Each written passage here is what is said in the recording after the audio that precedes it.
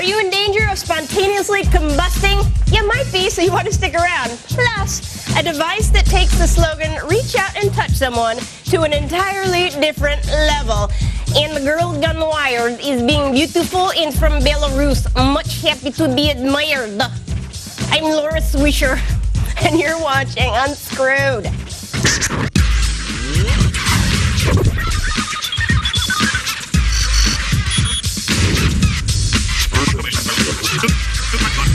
Unscrewed. And now, a man who used weighted dice to win at Dungeons & Dragons. It's Martin Sargent.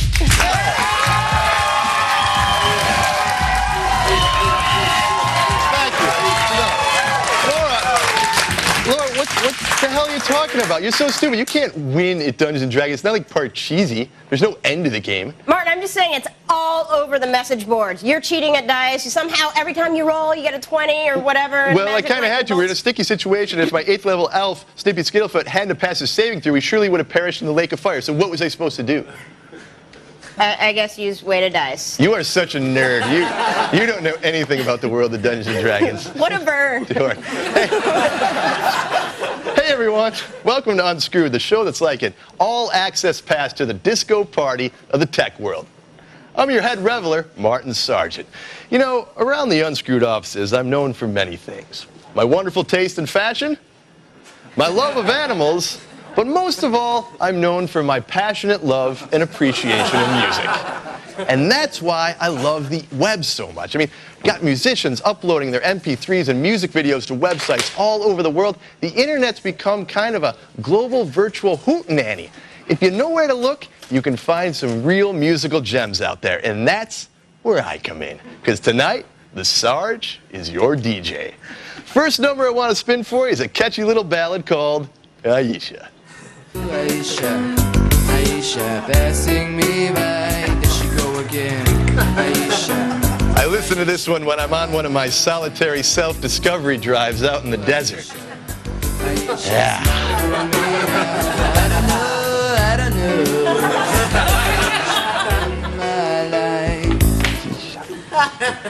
It's very haunting, isn't it? So haunting, yet so oddly sensual.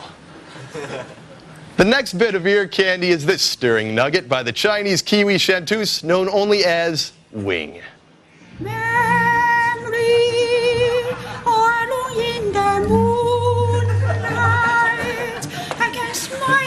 Ah, yes, Wing, you are appropriately named, for your melodious voice has caused my heart to take flight. And soar. I remember the time I knew what happiness was.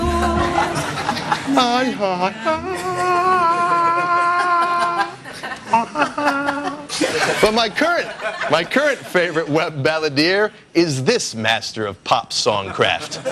His given name is Andrew Antone, but I call him Heavenly Godchild, because his voice is as sweet as a cherub's. Take a listen.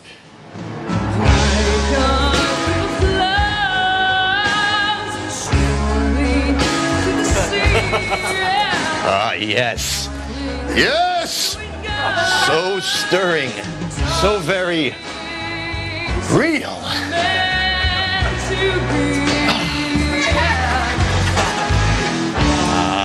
I can't help falling in love with you, Andrew.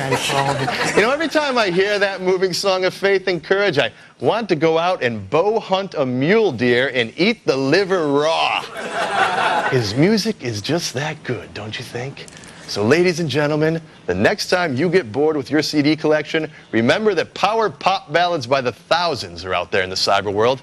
In fact, I've gotten into the old uploading game myself. Why don't you take a listen to some of my old school beats from way back in the day? Love, my love, won't you please become my fantasy? Download, my love, clear some space for me on your love PC.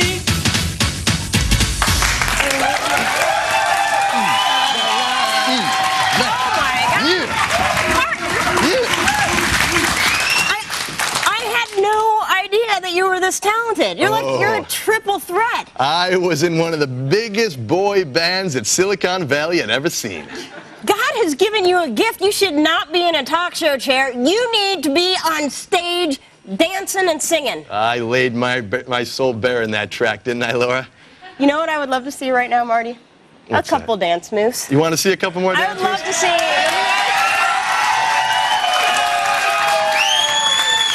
Well, we can see all we want because they're on the tape. Let's take another look. Some space for me on your love PC.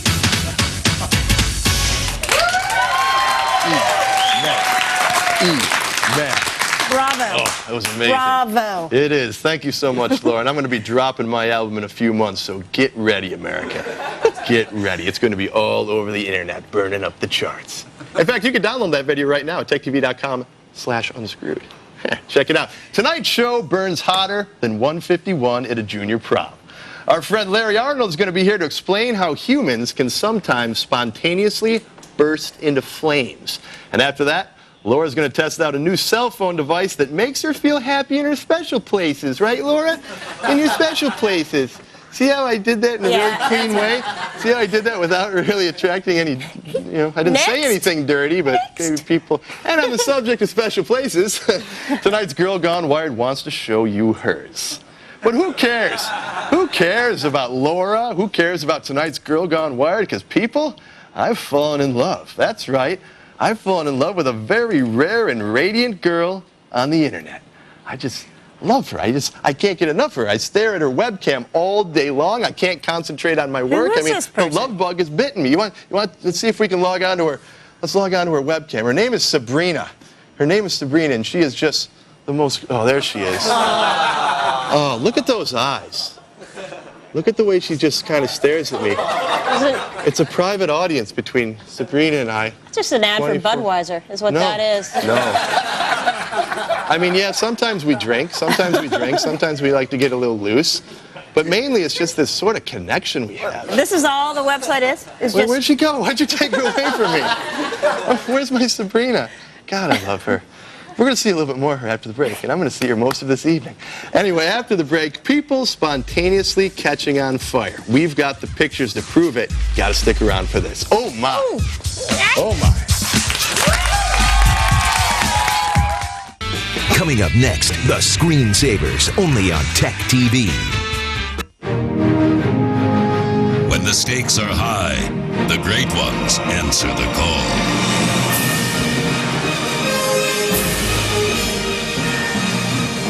Like a November wind, you cut through the unforgiving wasteland of company data and emerged with numbers that were once untouchable. You have the new Microsoft Office system. It's showtime.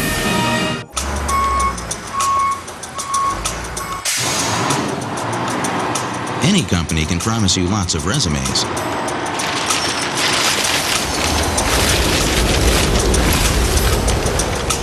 But only Yahoo Hot Jobs uses Yahoo's search technology to make it easy to find the perfect candidate or the perfect job. This is Steve. I believe he's who you were looking for. Thank you. Anytime.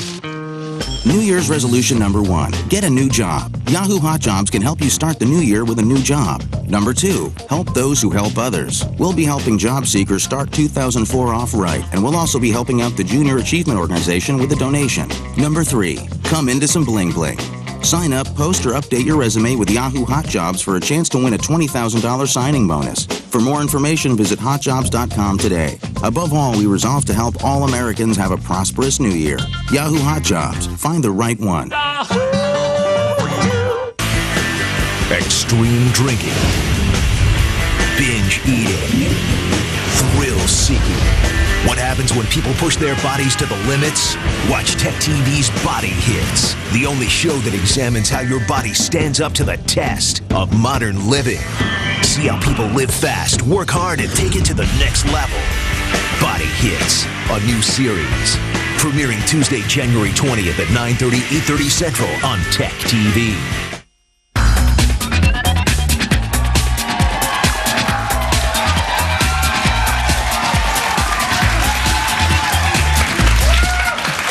Welcome back to Unscrewed. Can a normal human being suddenly catch on fire and burn to death in a mere matter of seconds? Some people say, yeah, they can. It's called spontaneous human combustion, and cases of it have been documented since the late 18th century. To help us explain this phenomenon is the author of Ablaze, The Mysterious Fires of Spontaneous Human Combustion. Here's Mr. Larry Arnold. Larry, welcome to the program. So let's just get into it. Explain the phenomenon of spontaneous human combustion. Well, spontaneous combustion is when heat or fire will take a substance or a body and cause it to ignite without an external source of ignition or heat. That's spontaneous combustion. And people are aware that oil-soaked rags and damp grass would do that. But when you throw human into the equation, then you ignite a firestorm of controversy and outrage. Spontaneous human combustion is when the body will blister or smoke or otherwise burn without contacting a known external source of ignition.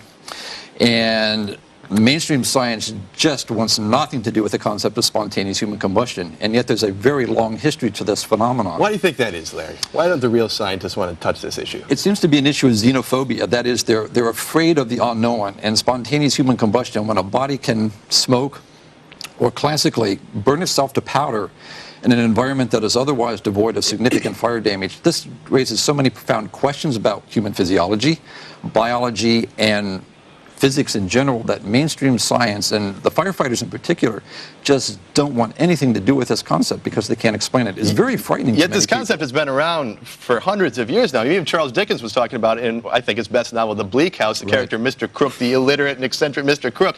Dickens killed him off by having him spontaneously combust.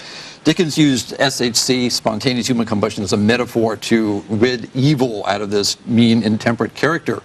But he also based his literary works on history. He said, and spontaneous human combustion at that time wasn't even allowed as fiction. Dickens took a lot of heat, if you will, for invoking spontaneous human combustion. But we think Dickens got his science right. Yeah, but back at that time, was it part of the temperance movement? Because didn't people think that it was always having to do with people who drank way too much, and the alcohol in their system sort of ignited them? That was argued. The temperance movement invoked spontaneous human combustion as something to avoid because of the evils of consuming too much. Larry, I have ruled that theory out. I have ruled that theory out for sure. We have too. But people sort of lost interest. I mean, it was huge during the 19th century until the case of one Mary Reese came up. That was a little bit more recent. Tell us about the case of Mary Reese. Mary Hardy Reeser died in July 2, 1951 in St. Petersburg, Florida, in a fire that belied common sense, baffled the authorities in St. Petersburg, and to this day, to the best of our knowledge, remains an open case in the files of the St. Pete Police Department. There she is right there. I mean, she's just gone. She was found consumed to the extent that, as the photo depicts, she literally had to be shoveled out of her apartment in St. Pete. She was a 175-pound woman the night of July 1st. The morning of July 2nd, she and her chair in which she sat was reduced to about 10 pounds of ash and rubble. Wow. What they pulled out of that fire scene was 1 foot, a few pieces of calcined vertebrae, possibly a part of her liver, and it was said a skull that had shrunken to the size of an orange. Wow. Well, was she a heavy smoker? Was she a drug addict? Was she drunk at the time? No, seriously. She wasn't drunk. She wasn't on drugs. She did smoke, however. And this is one of the means that mainstream science gets away from invoking spontaneous human combustion. Well, another one is Dr. Bentley. This is another famous one. See, look at his leg. That's all that's left there is the leg and his walker, right? That's pretty much it. The rest of Dr. Bentley was burned literally to powder that fell through the hole through which his body burned and was found in the basement below. Did Dr. Bentley have any enemies? Not that we could find. He was a beloved physician in northern Pennsylvania in the town of Coudersport. Everybody loved him, well-respected 92-year-old gentleman who left to the world a legacy, if you will, of that half-burned leg and a pile of powder that the local authorities really couldn't come to terms with. The medical document listing his cause of death says Dr. Bentley died by asphyxiation, which is really a laugher because there's no trachea left to autopsy. Are there any cases where someone would try and kill another person and blame it on spontaneous combustion, and then is it possible to do that? Well, that's a wonderful question. Well, I don't know if we got time to get into that here, people. There seems to be a few similarities between all the big cases of spontaneous human combustion. 80% of all victims are female. Correct me where I stray here. Most are overweight and alcoholics. There's a yellow, foul-smelling oil usually surrounding the body. Victims are always alone. Nobody hears them scream. And victims have usually been drinking very heavily prior to death. I mean, except for that female thing, I should have burned up a long time. Well, this is one of the problems with spontaneous human combustion. There's a lot of misinformation floating out on the internet and elsewhere about this. Everything that you've said in our research cannot be substantiated. By gender, victims are almost 50-50 male and female. In terms of age, the elderly are more prone to burst into flame and leave their physical body in this dramatic fashion. But we have a youngster as young as 6 weeks old in a crib to whom this happened. Really astonishing. So what is the explanation? We got to go here, we're out of time. But what you've written this tome, you've done all the research. Why do these people spontaneously combust? We can't give you one specific answer, but we can suggest that biochemistry is probably a factor in some of the cases. Bioelectricity likely comes into play in others. We found that geographically, in England particularly, which has more cases of deaths per capita than elsewhere in the world, these fires fall along straight alignments, 8, 10, perhaps as many as a dozen of these incredibly rare fires. And these are more rare than a bad picture of Sophia Loren. These fires fall on straight alignments, which suggests that if you're at the right place but at the wrong time, this may happen to your body or to your home. Got it. Wild stuff. It is pretty wild stuff. Are you scared yourself? Do you live on one of these ley lines where you yourself might burst into flames? Not that we know. Well, thank God, Larry. Larry, thank you so much for being here, explaining spontaneous human combustion. We've got a lot more information about it and links to buy Larry's wonderful book at our website, techtv.com/unscrewed. All right, after the break, phone sex for the new millennium. Explain what this is coming right up. What is that? Oh, my.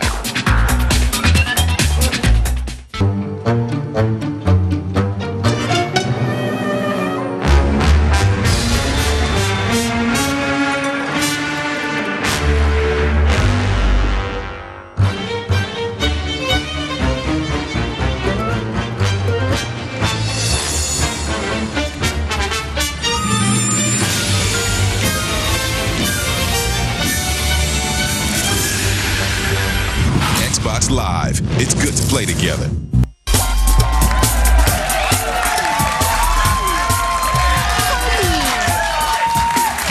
Hey, welcome back to Unscrewed. So our female viewers are going to get a kick out of this next product, especially if they have a voracious appetite for sex. Here to discuss the dial and orgasm is the inventor, Andrew B. Hey, Andrew. The inventor. So, dial and orgasm. Explain to me how this works. Okay, well, basically, it's a silicone attachment for your phone. What you do is you slip it over your phone, and it transmits the vibrations from the vibration motor in the phone, where you're going to appreciate it most. Now, how did you come up with this? Hey, look at that.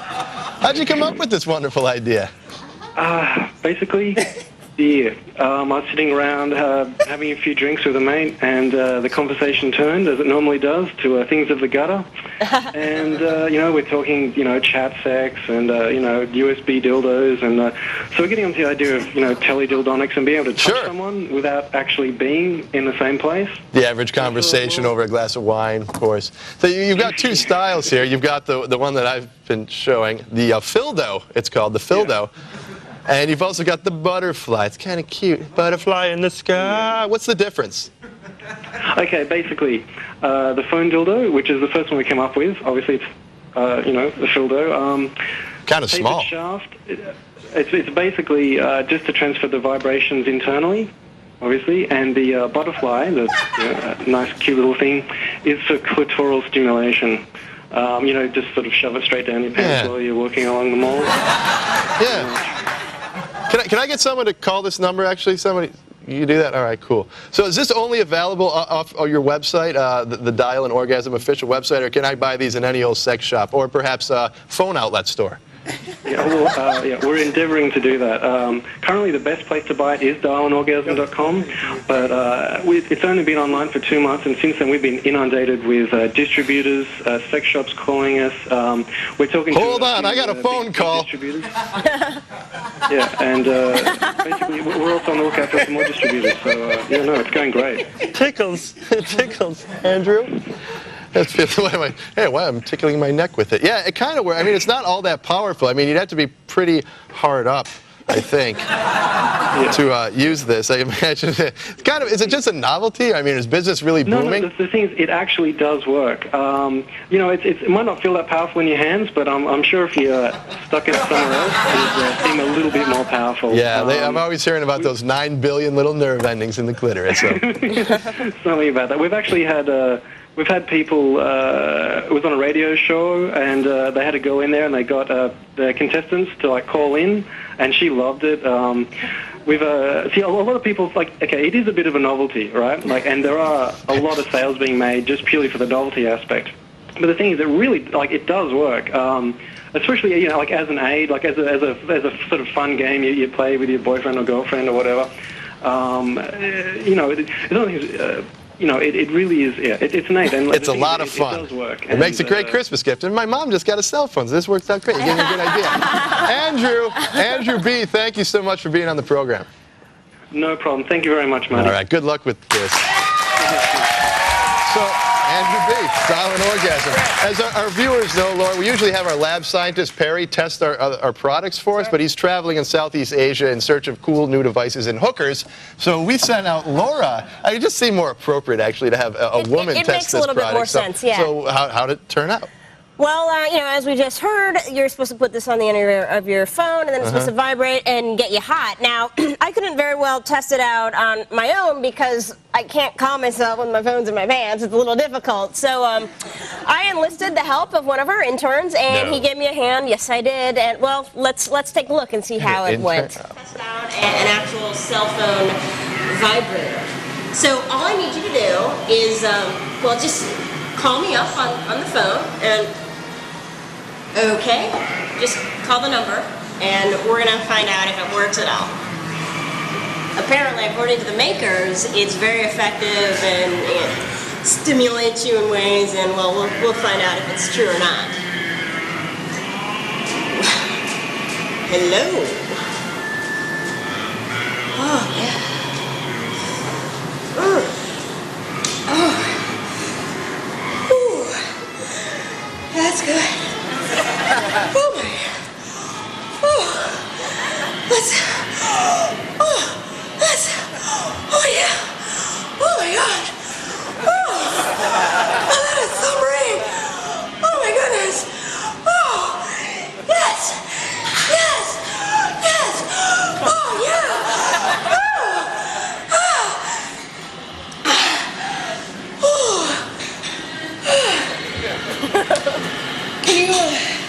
Can you call me again?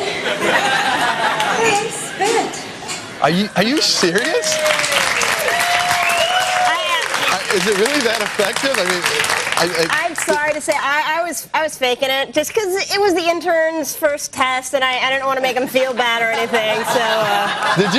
Did you tell that kid that he was going to be testing? You didn't. You said. I said we were going to be testing cell phones. In like a vibrating cell phone ring. That's all you said, isn't it? Yeah, I left the ring part out, but I'm sure that's what he assumed that he was getting into. But it all worked out. I never thought that a cell phone would make me feel inadequate, but it sure has. Something strange is happening here. Thank you very much, Laura. We'll have to send you out with more products to test. I think everyone really enjoyed that. I know I did. Hey, we're going to have to take a break now, but there's more gratuitous sexual content just ahead. Our Girl Gone Wired is next.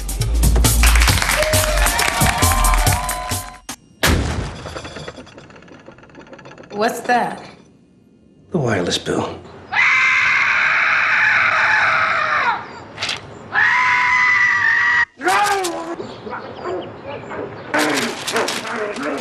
Frustrated with your high wireless bill?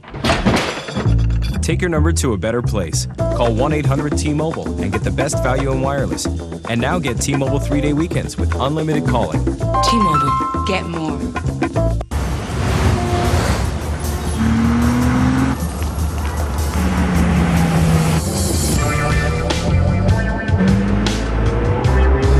DVD navigation, keyless ignition, and laser-assisted cruise control.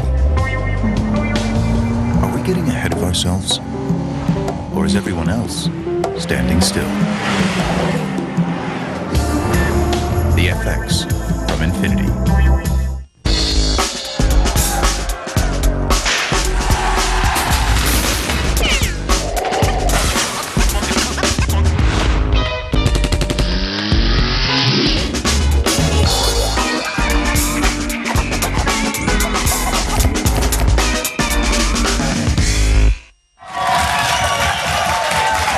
slip into something more comfortable, crack open the cocoa butter, and get set for tonight's Girl Gone Wild. Tonight's lovely hails from Belarus. Ah, Belarus. It seems like just yesterday that I was in Minsk, dabbling in the Eastern European opium trade. Back then, I used to employ a crack squad of private Belarusian security guards. I treated them like kings, bestowing upon them the luxuries that their hard-scrabble Belarusian upbringing never afforded. Unfortunately, they drank a great deal and were given to sloth. So one day, I fired them all and fled back to America, where I got a job at Kinko's. Anyway, if you want to see more pictures of her, you can do so at techtv.com/unscrewed. Hey everyone, thanks for a great show tonight. We had Larry Arnold, Andrew B., and for myself, Laura. It was wonderful having you here tonight. Good night, everyone.